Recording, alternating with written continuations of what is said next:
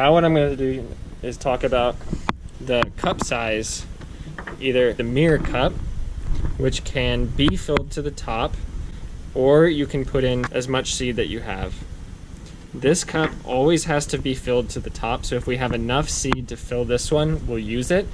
You always want to use the cup that you can fill completely with seed. So we have many different options of cups to use.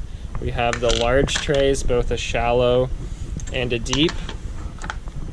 We have this small tray, and then we have the small plastic cup. The mirror cup is also the small plastic cup. So if we're running a seed lot where most of the samples are this volume or quantity, then we're going to want to go ahead and set the settings to always run this small cup. So we'll go in here, 1, 2, 3, 4 is the code.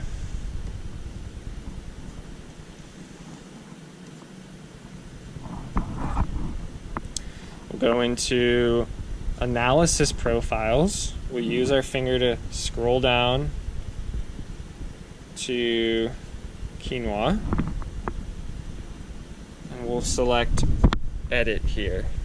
You don't have to worry about anything else on here. You just want to focus on sample tray. So it's set to large tray rotating. So large tray are either one of these trays here. Your other options are small tray rotating, small tray static, small plastic cup static, small plastic cup rotating.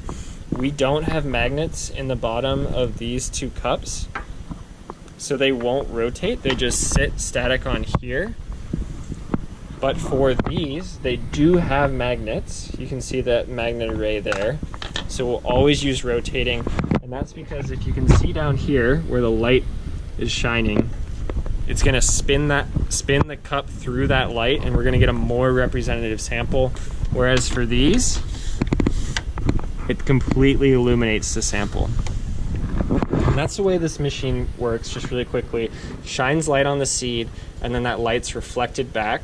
And based on the spectra, and I'll show you this for one of the samples, it uses that spectral data, so the peaks in the wavelengths in terms of the reflectance, to connect that to what we tell the machine is inside of known samples. So we take the spectral data, we take the analytical, what we call wet chemistry, we connect those two to create an equation that can then predict for new samples what's inside the seed based on the light that's reflected off the seed.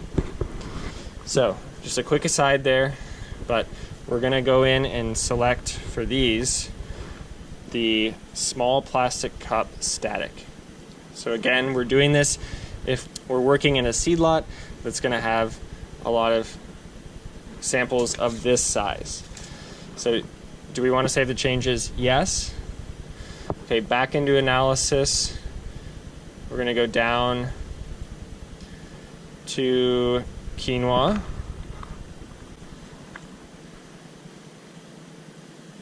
It's going to say changing to small plastic cup static. We're going to confirm that. Okay, now we're ready to analyze. So I'm going to show you how we prep samples. So I'm going to start with the mirror cup. What you want to do is take the seed, pour it into the cup, and it's okay if it overflows, but you can see for this one we're not going to be able to completely fill the cup, and that's okay with the mirror cup. So this is the perfect cup to use for a sample of this size. What I will do is just try to level this out a little bit by tapping it, and it's starting to level out. So this is a pretty good example of how we want to use the mirror cup here. And so what I'm going to do is I'm going to move it over here. I'm going to slide it in gently. We don't want to do that very quickly because it's going to shift the seed around. You'll be prompted to enter the sample ID. So this is where our friend comes in handy. Each packet should have a unique QR code on it. So I'm going to scan that. It's going to input that information here. Some issues you might have is, for whatever reason, the QR code might not read correctly. And I'll try to show you what that looks like. So I'll select back. We should have, this will change depending on the project, but we should see it in a left bracket and a right bracket. If for any reason this is broken, that's okay. We would just want to try to rescan it in. So we would select everything as I just did and delete it. You can also just hold backspace, but I'll try to select everything and delete it. So if that had been a broken QR code, I'll just scan it in again. And you want to wait until it scans the whole QR code in. So now that we've got the QR code scanned in, you're going to hit continue. And now it's prompting us to repack the sample. So we're going to pull this out. So for this, we're just going to pour it into another tray. And some of the seed escaped when I poured it in originally, so now we're going to gently pour that in. We'll put the mirror cup back down. And what we're doing now is essentially just shuffling the seed around and exposing more of it so that it has an opportunity to reflect the light back into the machine. So we'll get a more representative sample back into the machine, slide it in gently. Now it's going to analyze that second repack. We see the sample ID up here. These are warnings based on the M distance or Mahalanobis distance. You don't really have to worry about that. We'll deal with this on the back end with our data analysis. For the most part, it's pretty good, but we do have some warnings, and that could just be because it's in this mirror cup. Just really quickly, I'll show you these various tabs so you can go back and look at the history of samples that have been run. You know, if you're wondering, oh, did I already scan that? You can view that here. This is more of just a way to check. We don't really use it that often, but you can scroll through all the traits and see where it compares to the previous ones. We're scanning from 950 nanometers to 1650 nanometers. These are the reflectance values. So this is the spectral data that I was talking about before. You don't really have to worry about this. So we're going back to the record tab. And so for this sample, we're done now. So if you're using the mirror cup, it's okay if it doesn't completely fill up the cup. That's why we use the mirror cup. So if you're using very small amounts of sample, the best, and you cannot fill up this cup, the best option is the mirror cup. This, which we call the breeder's cup. Now, this is also going to use the small plastic cup. So same setting for the tray for this. So we're going to see if we can fill the small plastic cup with this sample here. So I'm going to gently pour it in.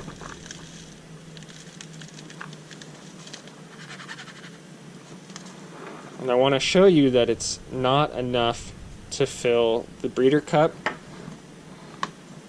So we're going to have to use the mirror cup. So I'm going to pour it into the mirror cup. Now, since there is an abundance of seed for this cup, I'm going to show you on the small scale here how to prepare the sample. So I like to push it almost to the edge here. Let me make sure you can see this. And then starting at this edge, we want to use a Z pattern. And this is really important so that we're all consistently preparing the samples in the same way. And that's to create a very consistent across samples surface that the light's going to reflect off of and come back. And one way to think about this is if you have like a mountain peak or something like that, or even the Palouse Hills out here, the way that the light hits that right overhead is going to be different based on the topography, how the landscape looks. You'll get shadows in different places, things like that. It'll also look different based on how you're looking at it if you have different topography. And so what we want to try to achieve is to have a very uniform surface for that light to hit and reflect back. And that's because we want all of that light that's reflected to have the best chance of hitting the sensors in the machine. And so one possible source of error that we want to avoid is scattering. And so if we have a really uneven surface, instead of hitting and coming right back to the machine, it could hit and then reflect off and not make it back to the machine. So hopefully that gives you an idea of why this step is really important. So what we want to do, again, is gently move the sample over, and then we want to use a Z pattern. So I'll illustrate it on this larger tray. You want to start here, and you want to break it into thirds. So up, down, up in thirds. Up, down, up in thirds. What you want to avoid is having the edge of this come in and hit your seed, because that's going to put a divot or a valley in there, which is going to cause those scattering issues. So you want to go up, down, up. So this is just muscle memory, knowing when to stop. There I went down into the seed. So you want to go up, down, up. Make sure that I've got this in the field of view here. Up, down, up. Up, down, up. Just trying to consistently break it into thirds. And so on a very small scale, we're going to go up, down, up. And this one is difficult because as you get to the edge here, that little bit of a beveled edge is going to cause issues. So hold the cup and gently push through. And for the most part, we have a level sample.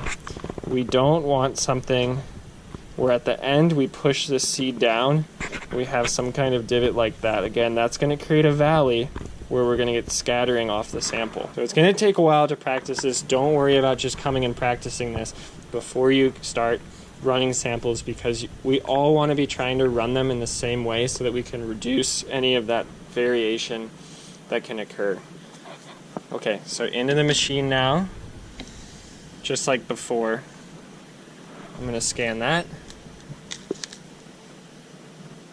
and then continue to repack, pour this out. I like to go into this tray to help me get it back into the mirror cup. Put the mirror cup on here to catch that seed, and then into the mirror cup. Into the edge here, and then doing that Z motion. So this is the seed, up, down, up. I hope that you were saying it in your mind as I did that. Okay, now into the machine again for the second repack.